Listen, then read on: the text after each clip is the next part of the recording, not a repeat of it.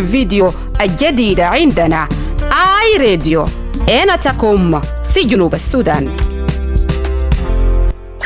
Sounds of the week on iRadio. أنا ما أعرف أكون لما بيشكلوا أنا ما نذكر معكم عندكم أنا التكاوي قاعد ودي لوده عشان رأي لنا عشان نشوف الاحتياجات بتاع الشعب بتاعه يا راس بتاع الانتخابات الجاي على راسه السلم الشكوى ده عشان لكم يا رئيس الحاكم ليه الشعب تعبان ويكم دارين شعب بعدين 2026 الشعب ما قادرين يشرب مويه الشعب ما قادرين ياكل الشعب ما قادرين يعالجوا والشعب تعبان موت كل يوم ليه شنو؟ رسالة ترجع لكم يبدأ في سيدي كان ذات والجنبيد قريب ده ويمشي لحكومة كبير جاد الله ويمشي لحكومات كبار على رأس رئيس الجمهورية ذات يا جماعة. النداء بتاع بابا ماريا كل يوم يكلم ده والنداء بتاعنا الماشي فوق ده اسمعوا يا جماعة هي تعبانين نمشي وين منو نمشي وين كلا الليلة دي نسوى ديجري من الموية نسوى ديجري من السوق نسوى ديجري من الدولار نسوى ديجري من التعب ده هي ما نسكتوا ونينا يكلموا ويكلموا ونكلموا. Sounds of the week on iRadio, your eye on South Sudan. Live from Juba, on air and online. This is iRadio News.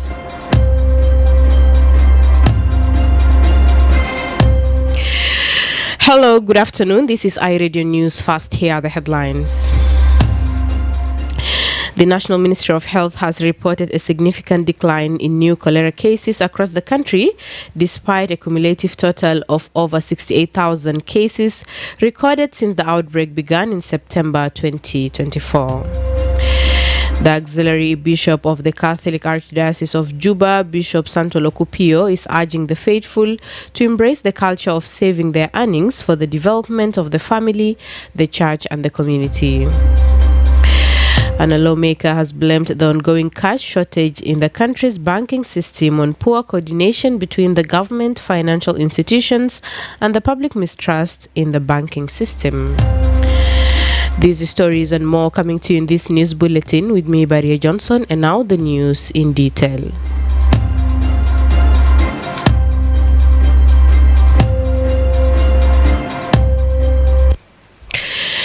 The National Ministry of Health has reported a significant decline in new cholera cases across the country, despite a cumulative total of over 68,000 cases recorded since the outbreak began in September 2024. According to Dr. Kidende Chong, Director General of Preventive Health Services and Emergency, more than 96% of the infected individuals have already been treated and discharged. However, he told iRadio this morning that the outbreak has so far claimed about 1,350 lives, with fears it could worsen as the rainy season begins. The outbreak has now reached a cumulative number of acres last Thursday, because we report every Thursday on weekly basis. Cumulative number of 68,000 cases from September 2024 until now. And out of this, around 96% of these have already been successfully treated and discharged. We have lost around 1,350 lives, regrettably. However, we are seeing a significant decline in the number of new cases. We have been reporting all these cases in 9 states and 2 administrative areas. According to Dr. Chong, suspected cases have recently been reported in Rueng and Abia administrative areas, but laboratory confirmation is still pending. He further stated that oral cholera vaccinations have so far been completed in 39 counties, with additional campaigns planned in Twitch, Greater Kapoita, Budi, and Akoka. Vaccination plans are pending approval for Kapoita East and Malut counties. As the rainy season begins, Dr. Kidende is urging the public to adhere to preventive measures. Well, we are advising the public to observe the cholera preventive measures. Particularly, they need to make sure that they drink safe water, and you can just boil the water. If possible, be treated with the chlorine or aqua. You also advise the caregivers of children to make sure that they they wash their hands before and after cleaning or using the toilet. We also advise that the public observe the personal hygiene, as I mentioned, and we ask the relevant stakeholders to also support in the activities that are related to water hygiene and sanitation. Despite the decline in new infections, Dr. Chong said the response continues to face challenges, including delays in delivering supplies to remote counties, lack of rapid response team, and funding gaps. He also attributed the constraints to recent decisions by the U.S. administration, which he says have affected humanitarian support and international funding to cholera response operation.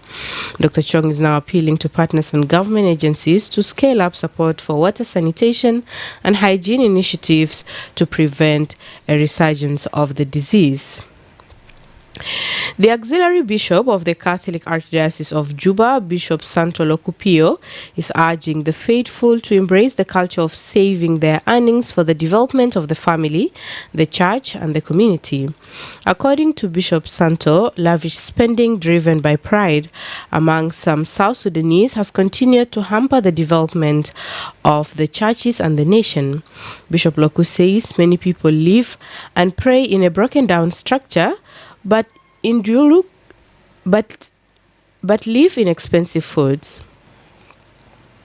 Kedena makulu gurus kulu fi barna kasatan fi kenisa tanna anna bilimu gurus ketir ba kulu jet wenna gisele zirokuba kanta ino total ta gurus alga kulu fi sena ba amolo haja eta gigeni fi rokuba eta ga kulu mola mahamur kulu yo mundu kurat magamulu zede eta ba kulu weka ma murgega ma kisra asanta jo apino bele eta ja apino mustafa kanna besa kulu usokol dala wita ginu fi rokuba Oma kwes kedezol kutulo jadwal zamania kenisa takundelisa jadid ta St. Paul hata beta abunat lisa mati abuna takungigeni fi yurta nasani kutu takumba wogi futa konitifalat ketir ta akolo shabab fitanin maindu derja serir lainga akolo kanu matoma akolo ya demiru junu Sudan.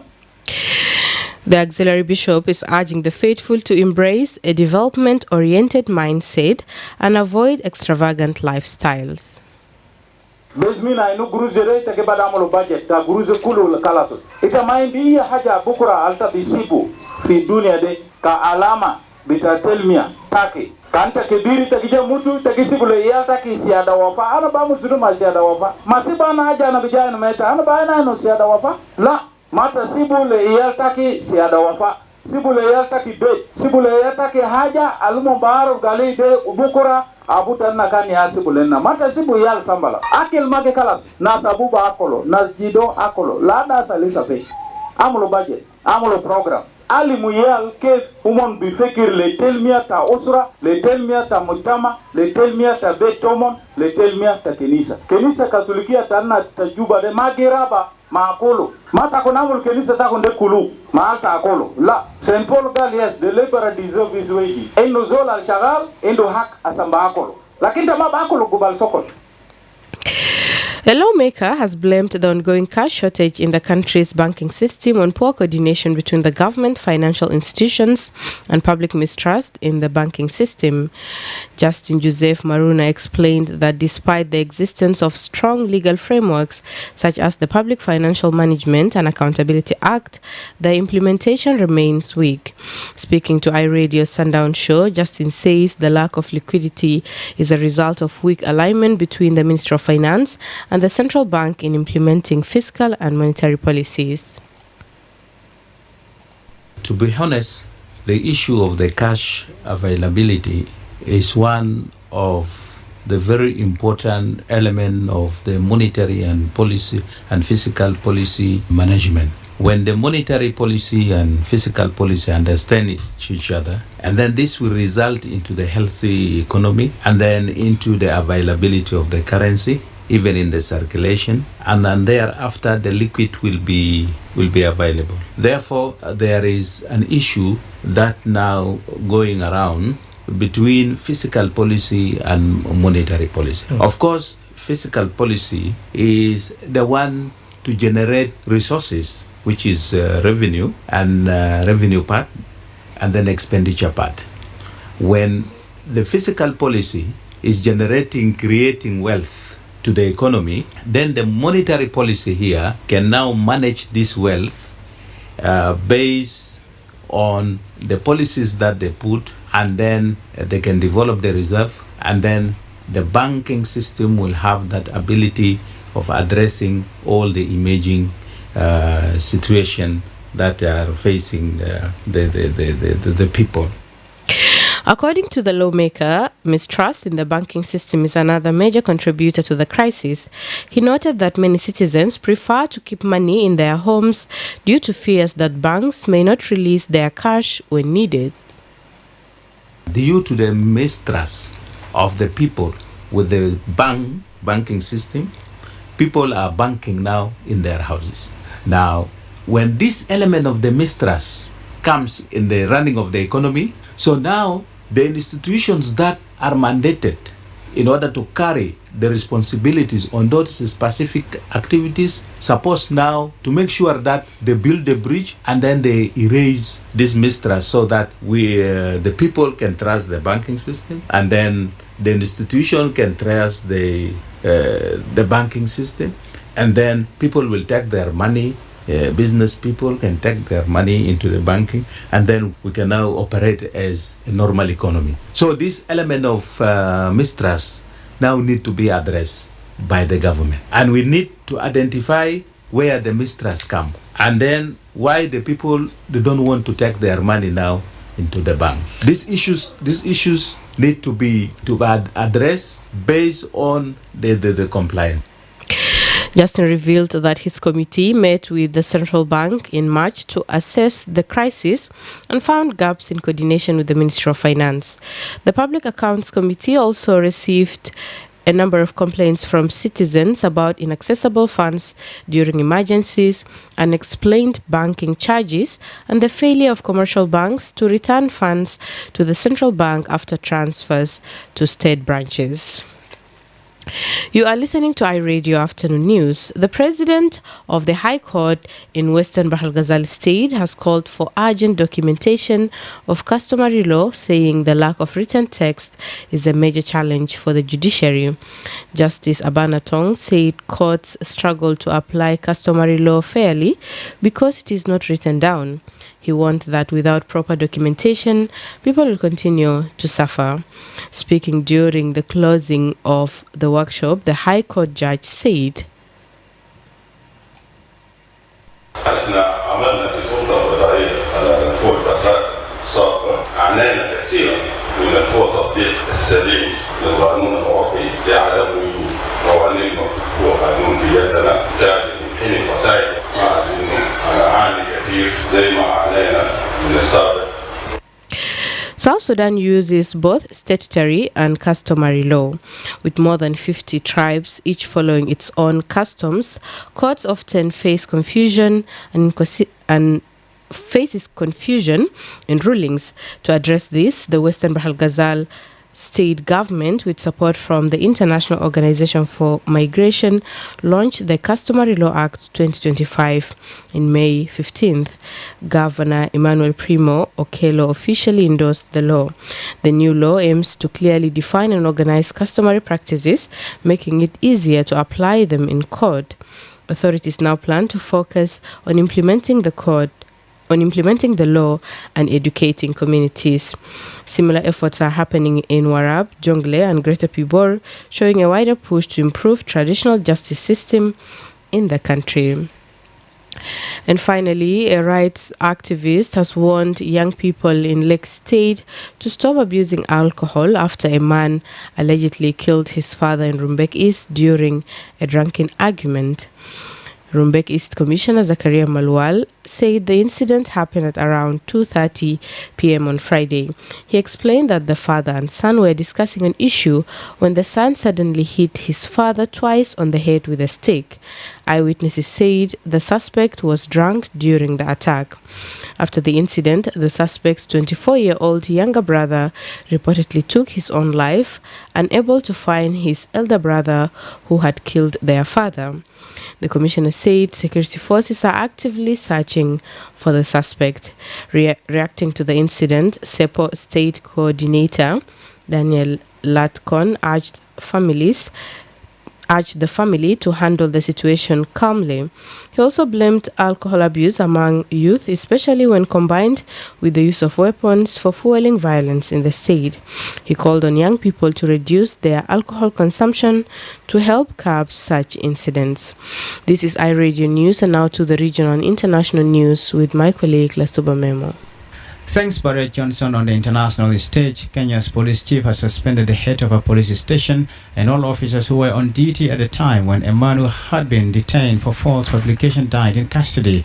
Albert Ojwang was arrested in the western town of Homa Bay and then driven 350 kilometers to the capital, Nairobi. That's according to his father, Meshach Opio. A police statement said while in custody, the suspect sustained head injuries after hitting his head against a cell wall. Elsewhere, Israeli forces have intercepted a yacht carrying activists and a small quantity of humanitarian aid that was trying to reach the Gaza Strip. Climate activist Greta Thunberg and a French lawmaker are among 12 people aboard on Madeleine. Israel's foreign ministry has branded it a selfie yacht carrying less than a single truckload of aid. Finally, protests against immigrant raids in Los Angeles continue for a third day, with police saying downtown LA is now an unlawful assembly area. Vehicles have been set on fire and there have been some reports of looting. A British photographer needed surgery after being shot with a sponge bullet, while an Australian reporter was shot with a non-lethal round while reporting. Thank you, Lasuba, and now to the sports news.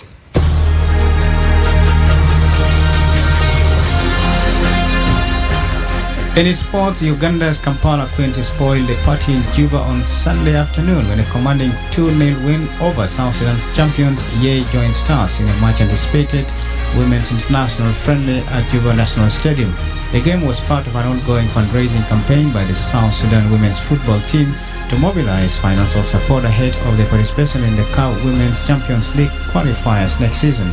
Despite playing on home soil and enjoying strong fan support, the Joint Stars were unable to match the sharpness and experience of the Ugandan visitors.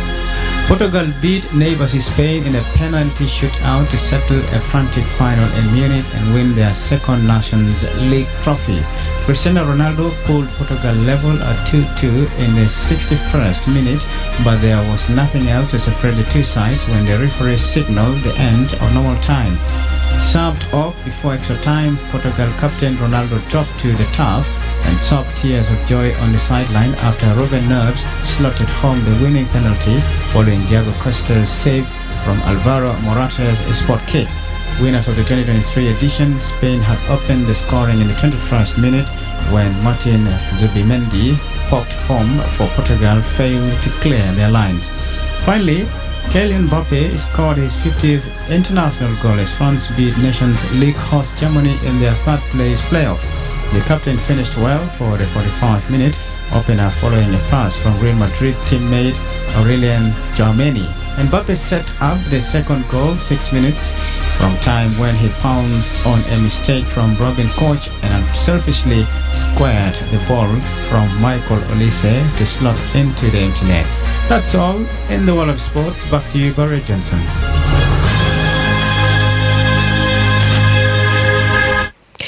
This is iRadio News, and to end this bulletin, here are the headlines once again.